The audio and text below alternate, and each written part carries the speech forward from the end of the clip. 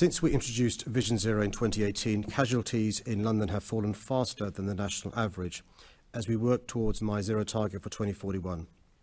I'm pleased with the progress we've made in London, but our journey to Vision Zero is far from complete. The impact of road deaths and serious injuries on families is devastating, and too many communities are blighted by road danger. Last year, the number of people killed on London's roads was the lowest on record, but still 75 people sadly died on London's roads last year, and over 3,500 were seriously injured. That's far too many. Transport for London and the Met Police Service have a strong and successful partnership in keeping Londoners safe, especially through the collaboration with the Roads and Transport Policing Command, RTPC, which leads on Vision Zero, and Roads Policing for the MPS and the Met Prosecutions team for safety camera enforcement. The MPS prioritises as enforcement on the offences that cause the greatest risk and harm on London's roads, including speeding. Although the MPS already undertakes more speed enforcement than any other force in the country, we need to go further to challenge the culture around speeding in London, because speeding is a factor in half of all fatal collisions.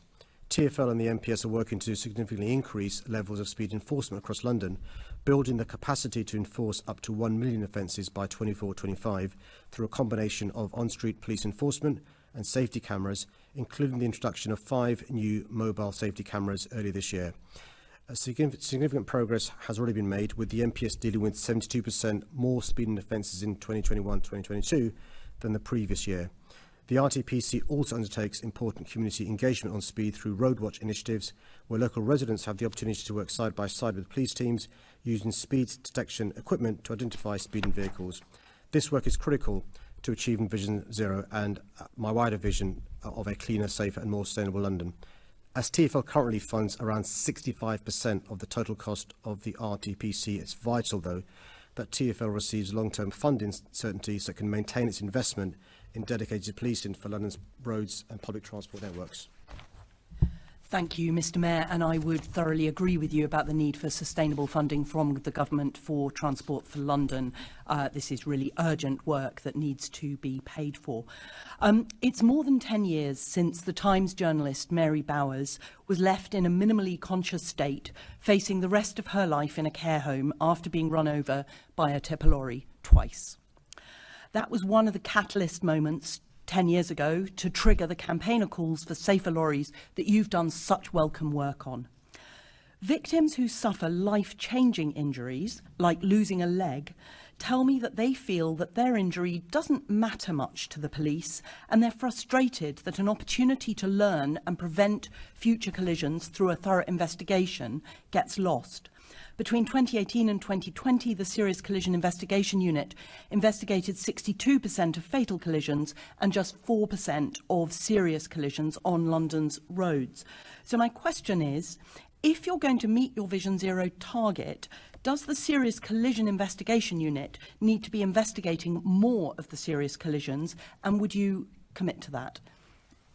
Chair, can I thank the member for asking the question the way she did, and can I take that away? We do, when we give figures, mention not just those killed but also seriously injured for the reasons you suggest, but your follow-up point about investigations is one that I want to look into, because the stats you mention are clearly worrying. So can I, Chair, take that away and be in touch with the member offline, or ask my Deputy Mayor to do so? Thank you. I think there's a huge opportunity to learn from these investigations, so that's appreciated. I look forward to hearing from you. Now, I'm also concerned about road crime like speeding that's often seen by Londoners as being a bit less serious. And it's really good to see the work that the Met is doing on enforcing against speeding offences. I think it was 475,000 enforcements in 2021-22. So my question is, shouldn't the Met be communicating more to Londoners that casually committed road crime, like speeding or close passing, has very serious consequences for the lives of fellow Londoners, and that it will be enforced? Yeah, we've looked into this. So in the issue of the safety enforcement, most people, when they see the reduced speed limits, 20 miles per hour, do respond to that. I think more than 80% do respond. They're good citizens.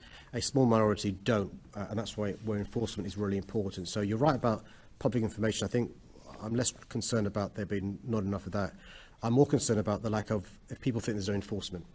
And that's one of the reasons why we've invested in the mobile safety cameras, and we work with council to let us know about areas of concern they have.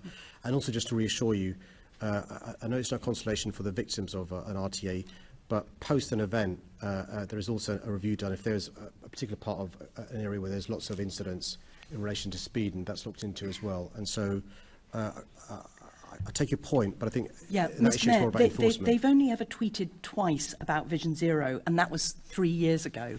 But I do admire your confidence in those drivers in responding to a tweet to drive slower. Indeed. More importantly, and this is my final question, at the policing plenary back in December, my colleague Sian Berry asked the then Commissioner for a Met dashboard monitoring the Met's commitment to Vision Zero so we can find up-to-date data on enforcement of speeding and dangerous driving. The Commissioner was happy to look at it, so my brief final question, where's the Met's road policing dashboard that we're waiting for? Okay, I'm not on top of that information. Can I, again, Chair, with your permission, write back to the member and let her know what progress has been made in relation to the dashboard she mentions? That would be much appreciated. Thank you. I have no further questions.